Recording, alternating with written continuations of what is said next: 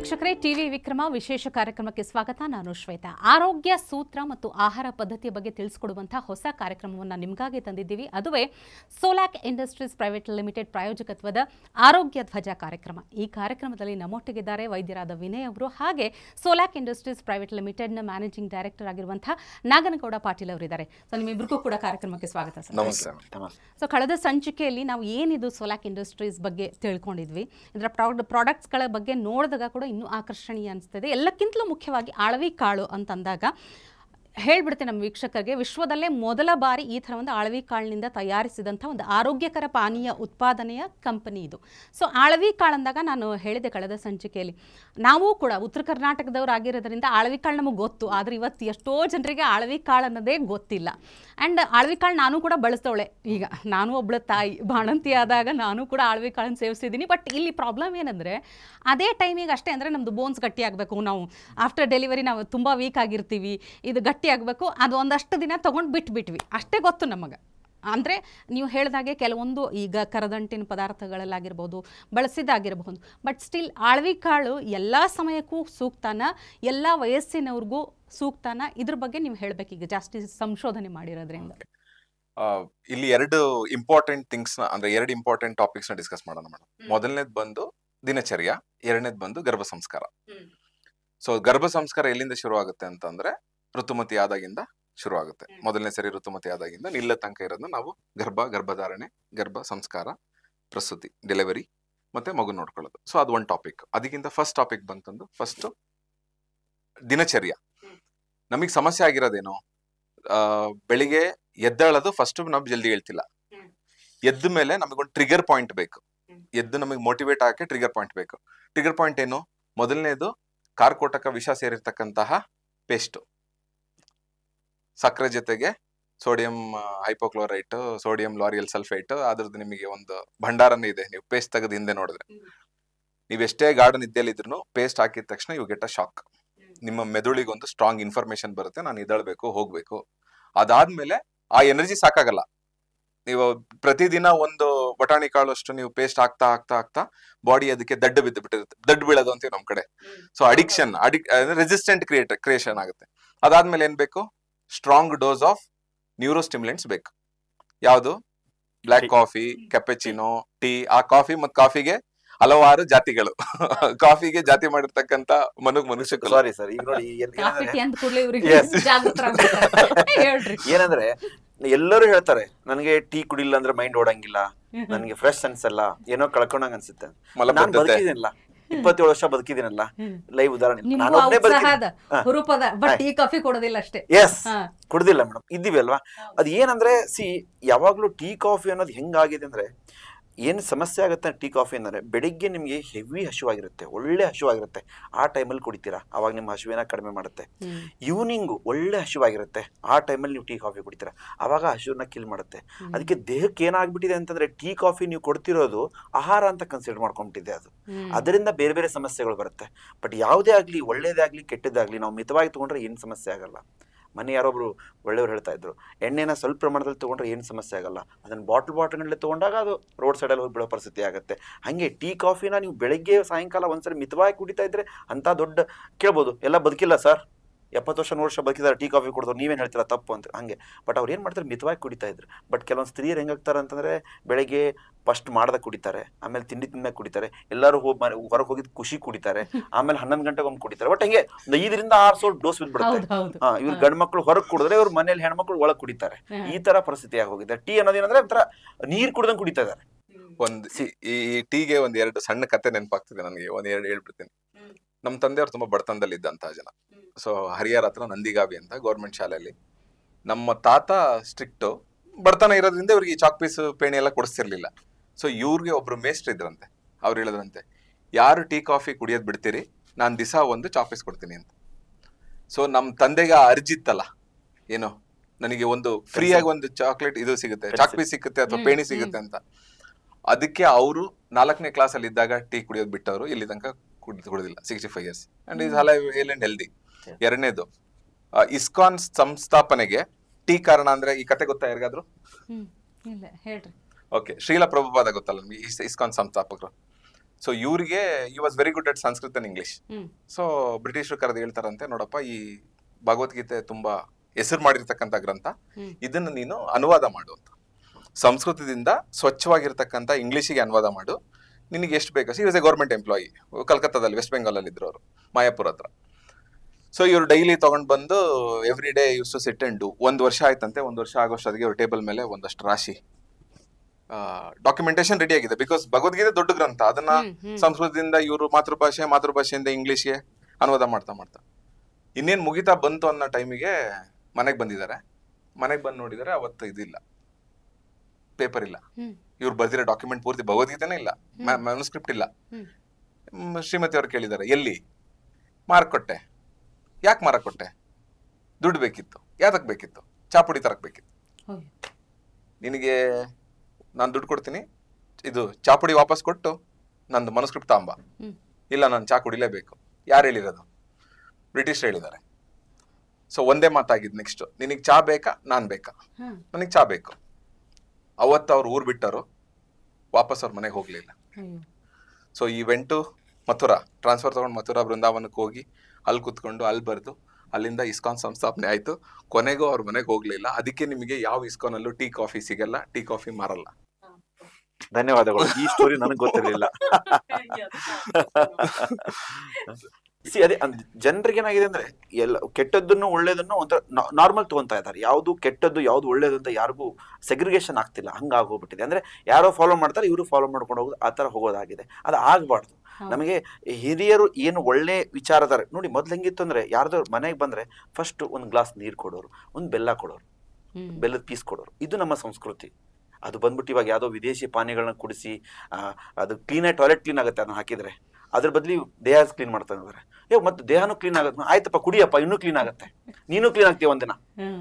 ಅಲ್ಲ ಸರ್, ಮತ್ತೆ ಹೇಳ್ತಿದ್ದೀರಾ ಟಾಯ್ಲೆಟ್ ಕ್ಲೀನ್ ಆಗುತ್ತೆ ಅಂತೀರಾ, ಮತ್ತೆ ನಮ್ಮ ದೇಹನೂ ಕ್ಲೀನ್ ಆಗುತ್ತೆ, ಕುಡಿತೀವಿ ಬಿಡಿ ಸರ್. ಆಯ್ತಪ್ಪ, ಟಾಯ್ಲೆಟ್ ಕ್ಲೀನ್ ಆಗುತ್ತೆ, ನಿನ್ ದೇಹನೂ ಕ್ಲೀನ್ ಆಗುತ್ತೆ, ನೀನು ಕ್ಲೀನ್ ಆಗುತ್ತೆ, ಕುಡಿ ಅಂತ ಹೇಳೋದು. ನಾವೇನ್ ಮಾಡಕ್ಕಾಗತ್ತೆ? ನಮ್ಮ ಹಿರಿಯರು ಪಾನಕ, ನಾವು ನೋಡಿ, ನನಗೆ ಅನುಭವ ಇದ್ದಂಗೆ ನಮ್ಮ ಮನೆಯಲ್ಲಿ ನನಗೆ ಜ್ವರ ಬಂದ್ರೆ ಟ್ರೀಟ್ಮೆಂಟ್ ಜೊತೆಗೆ ನಾನು ಕಂಪಲ್ಸರಿ 3 ಹೊತ್ತು ಪಾನಕ ಕುಡಿತೀನಿ. ಪಾನಕ ಕುಡಿದ ತಕ್ಷಣ ನನಗೆ ಇಮಿಡಿಯೇಟ್ ನಂಗೆ ರಿಲೀಫ್ ಆಗುತ್ತೆ. ನಂಗೆ ಬಾಯಿ ವಿಷ ಆಗಿದ್ದರಿಂದ ಆಹಾರ ಹೋಗಲ್ಲ ದೇಹಕ್ಕೆ. ನಾನು ಪಾನಕ ಕುಡಿದ್ರೆ ನನಗೆ ಡಿಹೈಡ್ರೇಷನ್ ಆಗಲ್ಲ, ಎನರ್ಜಿ ಸಿಗುತ್ತೆ. ನೋಡಿ, ಪಾನಕ, ನಿಂಬೆಹಣ್ಣು, ಪ್ರತಿ ಒಂದು ದಿನಕ್ಕೆ ಒಂದು ನಿಂಬೆಹಣ್ಣು ದೇಹಕ್ಕೆ ಒಳಗೆ ಹೋಗ್ಬೇಕು ಅಂತ ಹೇಳ್ತಾರೆ. ಅಂದ್ರೆ ಅಂತ ಒಂದು ದೊಡ್ಡ ಸಂಸ್ಕೃತಿ ಇರೋಂಥದ್ದು ನಮ್ಮ ಭಾರತ, ನಮ್ಮ ಹಿರಿಯರು ನಮ್ಮ ಅಂಥದ್ದು ಒಂದು ಸೃಷ್ಟಿ ಮಾಡೋಗಿದ್ದಾರೆ. ಬಟ್ ನಾವು ಅದನ್ನೆಲ್ಲ ಸೈಡ್ ಸರಿಸಿ ನಾವೇ ಹೀರೋಗಳ ಥರ ಮೆರಿತಾ ಇದ್ದೀವಿ. ಅದಕ್ಕೆ 40ಕ್ಕೆ 50 ವರ್ಷಕ್ಕೆ ನಮಗೆಲ್ಲ ಭಾವಪೂರ್ಣ ಶ್ರದ್ಧಾಂಜಲಿ ಫೋಟೋಗಳು ಬೀಳ್ತಾ ಇದಾವೆ ಗಲ್ಲಿ ಗಲ್ಲಿಲಿ. ಬೆಂಗಳೂರಲ್ಲಿ ಹೋಗಿ ನೀವು ಪ್ರತಿಯೊಂದು ಲೈಟಿಂಗ್ ಕಂಬಕ್ಕೂ ನೀವು 2 ರಿಂದ 3 ಲೈಟಿಂಗ್ ಕಂಬ ಬಿಟ್ರೆ 4ನೇ ಲೈಟಿಂಗ್ ಕಂಬ ಕಾಣೋದೇ ನಿಮಗೆ ಭಾವಪೂರ್ಣ ಶ್ರದ್ಧಾಂಜಲಿ. ವರ್ಷ ಬಂದ್ಬಿಟ್ಟು ಯುವಕರದೇ ಮುದುಕರದಂತ ನೀವು ಹುಡುಕ್ಬೇಕು. ಮೊದಲು ಹೆಂಗಿತ್ತು, ಯುವಕರ ಪೋಸ್ಟರ್ನ ಹುಡುಕ್ಬೇಕಾಗಿತ್ತು ವೈಕುಂಠ ಸಮಾಧಾನದಲ್ಲಿ. ಇವಾಗ ಮುದುಕರ ಪೋಸ್ಟರ್ನ ಹುಡುಕ್ಬೇಕು, ಆ ಪರಿಸ್ಥಿತಿ ಬಂದಿದೆ. ಕಾರಣ ಇಷ್ಟೇ, ಕಂಡಿದ್ದನ್ನ ಕುಡಿಯೋದು, ಕಂಡಿದ್ದನ್ನ ತಿನ್ನೋದ್ರಿಂದ ಆಗ್ತಾ ಇದೆ.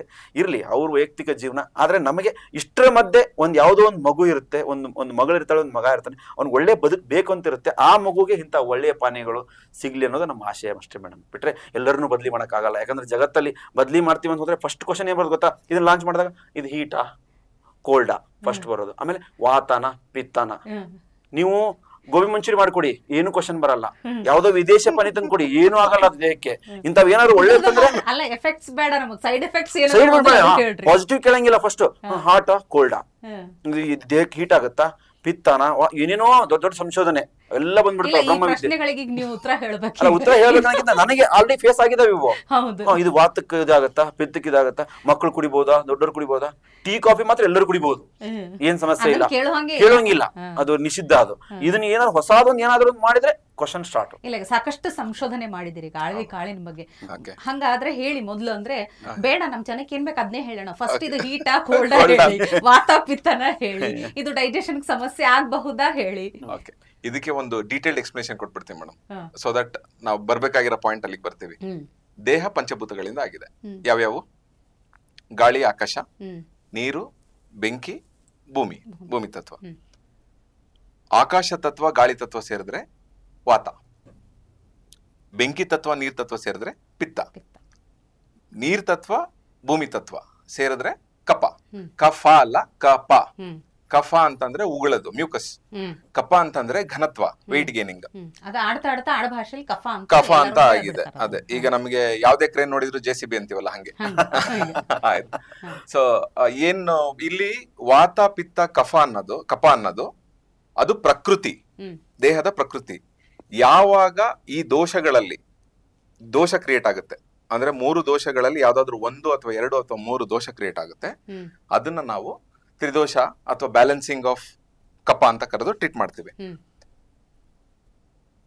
ಹೀಟ್ ಕೋಲ್ಡ್ ಅನ್ನೋ ಕಾನ್ಸೆಪ್ಟೇ ಇಲ್ಲ. ಐ ಥಿಂಕ್ ನಿಮಗೆ ಅರ್ಥ ಆಯ್ತು. ಈಗ ವಾತ ಇರುತ್ತೆ, ಇಲ್ಲ ಪಿತ್ತ ಇರುತ್ತೆ, ಇಲ್ಲ ಕಫ ಇರುತ್ತೆ. ಸೊ ನಿಮಗೆ ಹೀಟ್ ಕೋಲ್ಡ್ ಅಂತ ಇಲ್ಲ ಇಲ್ಲಿ. ನಿಮ್ಮ ಬಾಡಿಯಲ್ಲಿ ಏನೋ ಪ್ರಾಬ್ಲಮ್ ಆಗಿದೆ, ಅದಕ್ಕೆ ಸೊಲ್ಯೂಷನ್ ಇರುತ್ತೆ. ಈಗ ತುಪ್ಪ ಹೆತ್ಕೊಂಡಿದೆ, ಅದನ್ನ ನೀವು ಕರಗ್ಬೇಕಂದ್ರೆ ಒಂದ್ ಸ್ವಲ್ಪ ಬಿಸಿನೀರ್ಲಿಟ್ರೆ ಸಾಕು. ಸೊ ನೀವು ಬೆಂಕಿ ಮೇಲೆ ಇಟ್ರೆ ತುಪ್ಪ ಸುಟ್ಟೋಗುತ್ತೆ, ಬಿಕಾಸ್ ತುಪ್ಪ ಆಲ್ರೆಡಿ ಒಂದ್ಸರಿ ಸಂಸ್ಕರಿಸಿರ್ತಕ್ಕಂಥ. ಸೊ ಇದನ್ನ ಆಡ್ ಭಾಷೆಯಲ್ಲಿ ಹೀಟ್ ಕೋಲ್ಡ್ ಅಂತ ಮಾಡ್ಕೊಂಡಿದ್ದಾರೆ. ನಿಮ್ಮ ದೇಹ 70% 75% ನೀರಿರುತ್ತೆ, depending on your geography, depending on your genetics, depending on your height and the work you do. AC ಕೂತಿರ್ತೀರಾ ಅಂದ್ರೆ ನಿಮಗೆ ಕಾನ್ಸ್ಟೆಂಟ್ ಆಗಿ ಡಿಹೈಡ್ರೇಷನ್ ಆಗುತ್ತೆ. ನೀವು ಬಿಸಿಲಲ್ಲಿ ಕೆಲಸ ಮಾಡ್ತೀರಾ, ಬೆವರ್ತಿದ್ದೀರಾ ಅಂದ್ರೆ ಡಿಹೈಡ್ರೇಷನ್ ಆಗಿರುತ್ತೆ. ಸೊ ನಿಮ್ಗೆ ಅಲ್ಲಿ 2-3% ನೀರು ಕಡಿಮೆ ಇರ್ಬೋದು. ಆವರೇಜ್ ಹೆಲ್ದಿ ಇಂಡಿವಿಜುವಲ್ಗೆ 70-75% ಅಂತಂದ್ರೆ ನೀವು ಅಷ್ಟು ನೀರು ಕೊಡ್ಲಿಲ್ಲ ಅಂದ್ರೆ ದೇಹ ಡ್ರೈ ಆಗುತ್ತೆ. ಆ ಡ್ರೈನ ಇವರು ಹೀಟು ಅಂತ ಅನ್ಕೊಳ್ಳೋದು.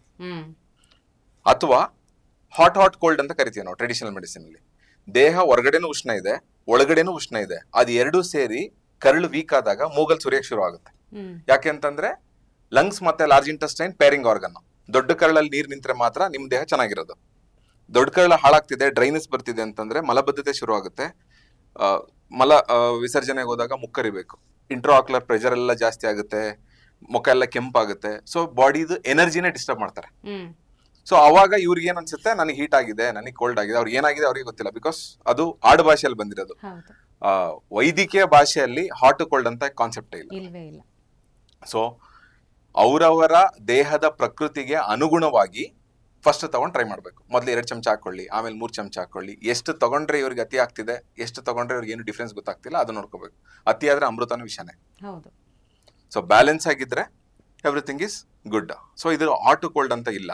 ಆಮೇಲೆ ಇದು ನಾನು ಒಬ್ರು ಮಾಡಿರ್ತಕ್ಕಂಥ ರಿಸರ್ಚ್ ಅಲ್ಲ. ಸೊ ನನ್ನ ಹತ್ರ ಅದು ಡಾಕ್ಯುಮೆಂಟ್ ಇದೆ. ಸೊ ಪೂರ್ತಿ ಕ್ರೆಸಿಡ್ಸ್, ನ್ಯೂಟ್ರಿಷನಲ್ ಕಂಪೋಸಿಷನ್, ಇದ್ರದ್ದು ಥೆರಪಿಟಿಕ್ ಪೊಟೆನ್ಷಿಯಲ್, ಯಾವ್ದೆಲ್ಲ ಫಾರ್ಮಾ ಮಾಲಿಕ್ಯೂಲ್ಸ್ ಗಳಿದಾವೆ, ಮತ್ತೆ ಇದು ಯಾವ್ದೆಲ್ಲ ಇಂಡಸ್ಟ್ರಿಯಲ್ಲಿ ಯೂಸ್ ಆಗ್ತಿದೆ ಅಂತ. ಸೊ ಇದೆ ಸಾರಿ ಸುಮಾರು ಒಂದು 7 ಜನ ಆಥರ್ಸ್ ಇದಾರೆ, ಡಿಫ್ರೆಂಟ್ ಕಂಟ್ರೀಸ್. ನಾವಾಗ್ಲೇ ಮಾತಾಡ್ತಾ ಇದ್ವಿ, ಇಂಡಿಯಾ, ಪಾಕಿಸ್ತಾನ್, ಚೈನಾ, ಇಥಿಯೋಪಿಯಾ, ಇದೆಲ್ಲ ಇದ್ರದ್ದು ಕಂಪ್ಲೀಟ್ ಡೀಟೇಲ್ಸ್ ಸ್ಟಡಿ ಆಗಿದೆ. ಸೊ ಇದು ಯಾವ್ದೋ ಒಂದು ದೇಶಕ್ಕೆ ಸೀಮಿತ ಅಂತಿಲ್ಲ.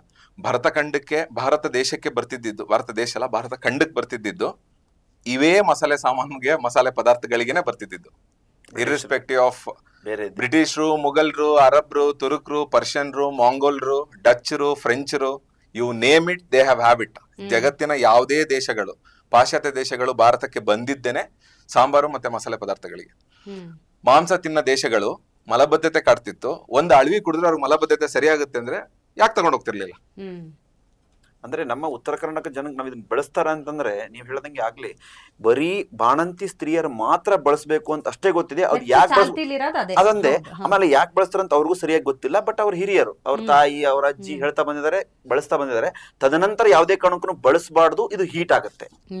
ಬಹಳ ಜನಕ್ಕೆ ನಂಗೆ ಇದೇ ಕ್ವಶನ್ ಮಾಡ್ತೀವಿ, ಹೀಟ್ ಆಗುತ್ತಂತೆ ಸರ್, ಅದು ನೋಡಿ ಸರ್ ಎಲ್ಲರೂ ಕೊಡಬೇಡಿ, ಹೀಟ್ ಆಗುತ್ತಂತೆ ಅಂದ್ರೆ ಏನೋ ಒಂದು ನೆಗೆಟಿವಿಟಿ, ಸುಮ್ಮನೆ ಏನೋ ಒಂದು ಸ್ಪ್ರೆಡ್ ಮಾಡ್ತಾರೆ. ಯಾರಿಗೋ ಒಂದು ಏನೋ ತೊಗೊಂಡಿರ್ತಾರೆ, ಏನೋ ಆಗಿರುತ್ತೆ.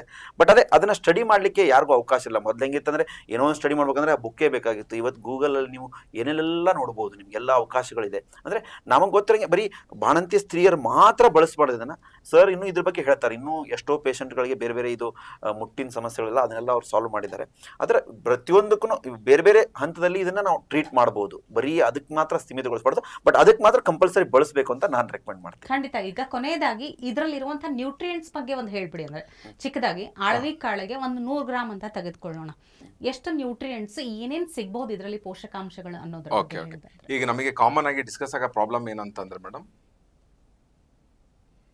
ತುಂಬಾ ಸಾಮಾಜಿಕ ಜಾಲತಾಣದಲ್ಲಿ ಕಾಮನ್ ಆಗಿ ಓಡಾಡೋದು, ಕುಕಿಂಗ್ ಸೆಕ್ಷನ್ ಆಗ್ಲಿ, ಜಿಮ್ ಸೆಕ್ಷನ್ ಆಗ್ಲಿ, ಫಿಟ್ನೆಸ್ ಸೆಕ್ಷನ್ ಆಗ್ಲಿ, ಎಲ್ಲರ ಮಾತಾಡೋದು ಪ್ರೋಟೀನ್ಸ್ ಬಗ್ಗೆ. ಪ್ರೋಟೀನ್ ದೇಹಕ್ಕೆ ಅವಶ್ಯಕತೆ ಇದೆಯಾ? ಮೊದಲನೇ ಪಾಯಿಂಟ್, ಹೌದು ಅವಶ್ಯಕತೆ ಇದೆ. ಬಿಕಾಸ್ ಒಂದು ದೃಢವಾಗಿರ್ತಕ್ಕಂತಹ ಮಾಂಸಖಂಡಗಳು ಬೇಕು, ಹೆಲ್ದಿ ಆಗಿರ್ಬೇಕು. ಎಸ್ ಬೇಕು. ಪ್ರೋಟೀನ್ ಒಂದೇ ಬೇಕಾ? ಉದಾಹರಣೆಗೆ ನನಗೆ ಕಬ್ಬಿಣಾಂಶ ಕೊರತೆ ಇದೆ, ನಾನು ಬಾಯಲ್ಲಿ ಮಳೆ ತೆಗೆದು ಬಾಯಿಗೆ ಇಟ್ಕೊಂಡ್ರೆ ನನಗೆ ಕಬ್ಬಿಣಾಂಶ ಬಂದ್ಬಿಡುತ್ತಾ? So there is something called as bioavailability. ಸೊ ಒಂದು ಪ್ಲಾಂಟ್ ಇದೆ ಅಂತಂದ್ರೆ ಯಾವ ರೂಪದಲ್ಲಿ ಅದನ್ನ ನಾನು ಸೇವನೆ ಮಾಡಿದ್ರೆ ನನಗೆ ಆರೋಗ್ಯ ಬರುತ್ತೆ. ಮೆಂತ್ಯ ಸೊಪ್ಪು ಹಸಿ ತಿನ್ಬೋದು, ಏನಾಗಲ್ಲ, ರೊಟ್ಟಿ ಜೊತೆಗೆ ನಾವು ಹಚ್ಕೊಂಡು ತಿಂತೀವಿ. ನುಗ್ಗೆ ಸೊಪ್ಪು ಹಸಿ ತಿಂದ್ರೆ ಯಾಕೆ? ಅವ್ರಿಗೇನು ಬುದ್ಧಿ ಇರಲಿಲ್ಲ ಹಳೆ ಕಾಲದವ್ರಿಗೆ, ಹಸಿದ ಅದನ್ನು ತಿನ್ಸ್ಬೋದಾಗಿತ್ತಲ್ಲ, ಯಾಕೆ ತಿನ್ಸಲ್ಲ? Because that is something called as bioavailability. So ಇದರಲ್ಲಿ ಕಂಪ್ಲೀಟ್ ಪ್ಯಾಕೇಜ್ ಇದೆ, ವೈಟಮಿನ್ಸ್ ಆಗಲಿ, ಮಿನರಲ್ಸ್ ಆಗಲಿ, ಅಮೈನೋ ಆಸಿಡ್ಸ್ ಆಗಲಿ, ಅದ್ರದ್ದು ಡೀಟೇಲ್ಡ್ ಡಾಕ್ಯುಮೆಂಟೇಶನ್ಸ್ ಎಲ್ಲ ಕಂಟ್ರೀಸ್ ಅಲ್ಲೂ ಮಾಡಿದ್ದಾರೆ, not only in India. Genetics of Pakistan, Ethiopia, China, Asia, ಇದನ್ನ ಇಂಗ್ಲಿಷ್ ಭಾಷೆಯಲ್ಲಿ ಗಾರ್ಡನ್ ಕ್ರೆಸ್ ಅಂತ ಕರೀತಾರೆ, ಕ್ರೆಸ್ ಸೀಡ್ಸ್ ಅಂತ ಕರೀತಾರೆ. ಸೊ ಇದನ್ನ ಎಷ್ಟೊಂದು ವೆರೈಟೀಸ್ ಇದೆ, ಡೈಮೆನ್ಷನ್ಸ್ ಹೆಚ್ಚು ಕಡಿಮೆ ಆಗುತ್ತೆ, ಬೇರೆ ಬೇರೆ ದೇಶಕ್ಕೆ ಆ ವಾತಾವರಣಕ್ಕೆ ಅನುಗುಣವಾಗಿ ಬೆಳಿತವೆ. ಬಟ್ ಮೂಲತಃ ಇದು ಭಾರತ ದೇಶದ್ದು, ಇಲ್ಲಿಂದ ಏಷ್ಯಾ ಖಂಡಕ್ಕೆ ಹರಡಿರೋದು. ಒಂದು ಪ್ಯಾಟರ್ನ್ ನೋಡ್ಬೋದು ನೀವು, ಬೇರೆ ಕಂಟ್ರೀಸ್ ಅಲ್ಲಿ ಇದನ್ನ ಬೆಳೆಯಕ್ಕಾಗೋದಿಲ್ಲ, ಇಂಡಿಯಾದಲ್ಲೇ ಬೆಳಿಬೇಕು, ಡ್ರೈ ರೀಜನ್ಸ್ ಅಲ್ಲೇ ಬೆಳಿಬೇಕು, ಎಲ್ಲಿ ಚೆನ್ನಾಗಿ ವಾತಾವರಣ ಹದವಾಗಿರುತ್ತೆ ಅಂತ ಕಡೆನೆ ಬೆಳಿಬೇಕು. ತುಂಬಾ ಐಸ್ ಬೀಳೋಂಥ ಜಾಗ, ತುಂಬಾ ಕೋಲ್ಡ್ ಇರೋಂಥ ಇದು ತುಂಬಾ ಉರಿ ಬಿಸಿಲು ಇರೋಂಥ ಜಾಗದಲ್ಲಿ ಈ ಗಿಡಗಳು ಬರೋದಿಲ್ಲ. ಸೊ ನಾನು ಆಗ್ಲೇ ಹೇಳ್ತಿದ್ದೆ, ಪ್ರೋಟೀನ್ಸ್ ಬೇಕಂತಂದ್ರೆ ನಾನು ಪ್ರೋಟೀನ್ಸ್ ಕೊಟ್ರೆ ನನ್ನ ದೇಹ ಪ್ರೋಟೀನ್ಸ್ ತಗೊಳಲ್ಲ. ಅಮೈನೋ ಆಸಿಡ್ಸ್ ಕೊಟ್ರೆ ಅಮೈನೋ ಆಸಿಡ್ಸ್ ಇಂದ ನನ್ನ ದೇಹ ಪ್ರೋಟೀನ್ ನ ಸಂಸ್ಕಾರ ಮಾಡ್ಕೊಂಡು ಅದನ್ನ ಹಿಡಿದಿಟ್ಕೋಬೇಕು. ಆಮೇಲೆ ರಾಂಗ್ ಕಾಂಬಿನೇಷನ್ಸ್ ಹೇಳ್ತೀವಿ ನಾವು. ಈ ಉದಾಹರಣೆಗೆ ಉಪ್ಪಿಟ್ಟಿಗೆ ಮೊಸರು ಹಾಕೊಂಡು ತಿನ್ನೋದು, ಮೊಸರು ವರ್ಜಿತ. ಗೋಧಿ ಹೈ ಅಮೌಂಟ್ ಆಫ್ ಗ್ಲಿಟನ್ಸ್ ಮತ್ತೆ ಗ್ಲೂಟನ್ಸ್ ಇರುತ್ತೆ. ಲೀಕಿ ಗಟ್, ಕಾನ್ಸ್ ಡಿಸೀಸ್, ಮಲಬದ್ಧತೆ, ಇನ್ನೂ ಹಲವಾರು ಗಟ್ ರಿಲೇಟೆಡ್ ಇಶ್ಯೂಸ್ ಬರ್ತಿರೋದೆ ಗೋಧಿಯಿಂದ. ದಕ್ಷಿಣ ಭಾರತದಲ್ಲಿ ಎಲ್ಲೂ ಗೋಧಿ ಬೆಳೆಯೋದೇ ಇಲ್ಲ ನಾವು. ಸೊ ಎಲ್ಲೋ ಬೆಳೆದಿರೋದನ್ನ ನಾನು ಇಲ್ಲಿ ಬಂದು ಯಾಕೆ ತಿಂತಾ ಇದ್ದೀನಿ ಗೊತ್ತಿಲ್ಲ. ಕ್ವೆಶನ್ ಏನು, ಸರ್ 30 ವರ್ಷದಿಂದ ತಿಂದು ನನಗೇನಾಗಿಲ್ಲ. ಸರಿ, ಫುಡ್ ಇಂಟಾಲರೆನ್ಸ್ ಟೆಸ್ಟ್ ಮಾಡಿಸ್ಕೊಂಡು ಬಾ ಅಂತ ಫುಡ್ ಇಂಟಾಲರೆನ್ಸ್ ಮಾಡಿಸಾಗ ಇನ್ಕ್ಲೂಡಿಂಗ್ ರೈಸ್ ಇನ್ಫ್ಲಮೇಷನ್ ಬರುತ್ತೆ ಅವ್ರಿಗೆ. ಅಂದ್ರೆ ಇನ್ನು 5 ವರ್ಷ ಇತ್ತೀಚೆಗೆ ಈ ಗ್ಲೂಟನ್ ಅಲರ್ಜಿ ಬಗ್ಗೆ ಕೂಡ ಸ್ವಲ್ಪ ಜನರಲ್ಲಿ ಬರ್ತಾ ಇದೆ. ಗ್ಲೂಟನ್, ಗೋಧಿ ನಮ್ ಸಮಸ್ಯೆನೇ ಅದು ಮೇಡಮ್. ಕಸಾನ ಫಸ್ಟ್ ಕೊಟ್ಟ ತಕ್ಷಣ ತಗೊಂಡ್ಬಿಡ್ತೀವಿ, ಅದ್ರ ಮೇಲೆ ಒಂದು ಸಂಶೋಧನೆ ಆಗ್ಬೇಕು, ಕಸಾನ್ ಯಾಕೆ ತಿನ್ಬಾರ್ದು ಅಂತ. ಹಳೆ ಕಾಲದವ್ರು ಕೊಟ್ಟಿದ್ದ ಧಾನ್ಯಗಳಲ್ಲಿ ಏನ್ ಕೊರತೆ ಇತ್ತು? ಜೋಳ, ನಮ್ ಕಡೆ ಬಿಳಿ ಜೋಳ, ಬಿಜಾಪುರ ಜೋಳ ಅಂತಿದಾವೆ, ಮೆಕ್ಕೆಜೋಳ ಅಂತಿದೆ. ಈಗ ಮೆಕ್ಕೆಜೋಳನು ಹೈಬ್ರಿಡೈಸ್ ಮಾಡಿ ನಿಮ್ಗೆ ಸ್ವೀಟ್ ಕಾರ್ನ್ ಅಂತ ಮಾಡಿದ್ದಾರೆ. ಚಿಕ್ಕ ಚಿಕ್ಕ ಹುಡುಗರಿಗೆ 10 ರೂಪಾಯಿ 20 ರೂಪಾಯಿ ರೋಡ್ ಸೈಡ್ ಕೊಡಿಸ್ತಿರ್ತಾರೆ ಅದನ್ನ, ಸ್ವೀಟ್ ಕಾರ್ನ್. ನೆಕ್ಸ್ಟ್ ನಿಮಗೆ ನವಣೆ, ಸಾಮೆ, ಆರ್ಕ, ಊದ್ಲು, ಕೊರ್ಲೆ, ಬರ್ಗು, ರಾಗಿ, ಎಷ್ಟು ಧಾನ್ಯಗಳಿದಾವೆ, ಶ್ರೇಷ್ಠ ಧಾನ್ಯಗಳು. ಅದಲ್ದಲೆ ನಿಮಗೆ ಮತ್ತೆ ರೈಸ್ ಅಲ್ಲಿ ವೆರೈಟೀಸ್ ಆಫ್ ರೈಸ್ ಇದಾವೆ. ಕರ್ಪು ಕಾವನಿ ಅಂತ ಬ್ಲಾಕ್ ರೈಸ್, ಮಾಪಿಲೈ ಸಾಂಬಾ ಅಂತ, ಮಗನಿಗೆ ಮದುವೆ ಗಂಡಸಿಗೆ ಕೊಡ್ಬೇಕಾಗಿರೋ ರೈಸ್ ಮಾಪಿಲೈ ಸಾಂಬಾ ತಮಿಳ್ನಾಡಲ್ಲಿ. ಜೀರಿಗೆ ಸಾಂಬಾ ಅಂತ ಇದೆ, ಘಮ ಬರುತ್ತೆ, ಬೇಯಿಸಿದ ತಕ್ಷಣ ನಿಮಗೆ ಆ ಜೀರಿಗೆದು ಘಮ ಆಗುತ್ತೆ. ತುಪ್ಪ ಹಾಕಿದ ತಕ್ಷಣ ನಿಮಗೆ ತುಪ್ಪದ್ದು ಅದ್ರದ್ದು ಘಮಕ್ಕೆ ನಿಮಗೆ ಸಾಂಬಾರೇ ಬೇಡ, ಹಂಗೆ ಊಟ ಮಾಡ್ಬೋದು. ಆ ತರದ್ದು ಮಲ್ಲಿಗೆ ವಾಸನೆ ಬರ್ತಕ್ಕಂಥದ್ದಿದೆ. ಆಮೇಲೆ ಹೆಣ್ಮಕ್ಳಿಗೆ ಕೊಡೋಂಥವಿದಾವೆ. ರಕ್ತ ವೃದ್ಧಿ ಹಾಕಿ ರಕ್ತಶಾಲಿ ಅಂತ ರೈಸ್ ಇದೆ. ತುಂಬಾ ಬಿಸಿಲಿರೋ ಜಾಗದಲ್ಲಿ ಬಾಡಿ ಡೈಜೆಸ್ಟ್ ಮಾಡ್ಕೊಳ್ಳಕ್ಕೆ ವೈಟಮಿನ್ ಬಿ ಜಾಸ್ತಿ ಇರ್ತಕ್ಕಂಥ ಧಾನ್ಯಗಳು unpolished rice. Heart health improve ಆಗ್ಬೇಕಂದ್ರೆ ನಿಮಗೆ ವೈಟಮಿನ್ ಬಿ ಕಾಂಪ್ಲೆಕ್ಸ್ ಬೇಕು. ನೀವು ಅದಕ್ಕೆ ಮಾಂಸನೇ ತಿನ್ಬೇಕು ಅಂತ ಒಂದು ಲಾಬಿ. ವೆಜಿಟೇರಿಯನ್ಸ್ಗೆ ವೈಟಮಿನ್ ಬಿ ಡೆಫಿಷಿಯನ್ಸಿ ಇದೆ, ಅದು ಹೆಂಗ್ ಬರುತ್ತೆ ಅಂದ್ರೆ ಮಾಂಸ ತಿನ್ಬೇಕು ಅಂತ. ತುಪ್ಪ ಒಳ್ಳೇದಲ್ಲ, ಚಿಕನ್ ಒಳ್ಳೇದು, ಈ ತರ ಒಂದು ಪ್ರಸ್ತುತ ಮಾಡ್ತಾ ಇದ್ದಾರೆ. ನಿಮಗೆ ಫ್ಯಾಟ್ ಬರುತ್ತೆ, ಕೋಳಿ ತಿನ್ನಿ ಏನಾಗಲ್ಲ, ಈ ತರ ಒಂದು ಅಂದ್ರೆ ನೆಗೆಟಿವ್ ಅಂತ ಹೇಳಿದ್ರಲ್ಲ, ಅಂತ ಬಹಳಷ್ಟು ಪ್ರಾಡಕ್ಟ್ಸ್ ಬಗ್ಗೆ ಬಹಳಷ್ಟು ಜನರಲ್ಲಿ ಒಂದು ಮಿಸ್ಕನ್ಸೆಪ್ಷನ್ ಇದೆ. ತುಂಬಾ ನೆಗೆಟಿವಿಟಿ, ಜನರಲಿ ಗುಡ್ ಫ್ಯಾಟ್ ಯಾವುದು, ಬ್ಯಾಡ್ ಫ್ಯಾಟ್ ಯಾವುದು ಅನ್ನೋದ್ರ ಬಗ್ಗೆ ಕೂಡ ಕನ್ಫ್ಯೂಷನ್ ಬಹಳಷ್ಟಿದೆ. ಅದನ್ನ ನಾವು ಮುಂದಿನ ದಿನಗಳಲ್ಲಿ ತಿಳ್ಕೊಂಡು. ಸರ್, ಈಗ ಇಷ್ಟೊತ್ತು ಆಳ್ವಿ ಕಾಳಿನ ಬಗ್ಗೆ ತಿಳ್ಕೊಂಡ್ವಿ, ಇದರ ಪ್ರಾಮುಖ್ಯತೆ ಬಗ್ಗೆ ತಿಳ್ಕೊಂಡ್ವಿ. ಆ್ಯಂಡ್ ಈಗ ನೋಡ್ತಾ ಇದ್ದೀನಿ ನಾನು ಆಳ್ವಿ ಕಾಳಿನ ಪಾನೀಯ ಅನ್ನೋದ್ರ ಬಗ್ಗೆ. ಸೊ ಇದ್ರ ಬಳಕೆ ಬಗ್ಗೆ ಹೇಳಿ, ಹೇಗೆ ತಗೋಬೇಕು, ಇದನ್ನು ಹೇಗೆ ಬಳಸಬೇಕು. ಆ್ಯಂಡ್ ಇನ್ನೊಂದು ವಿಷಯ ಅಂದರೆ ಆಳ್ವಿ ಕಾಳಿನ ಪ್ರಾಮುಖ್ಯತೆ ಬಗ್ಗೆ, ಅದರ ಪೌಷ್ಟಿಕಾಂಶಗಳ ಬಗ್ಗೆ ಗೊತ್ತು.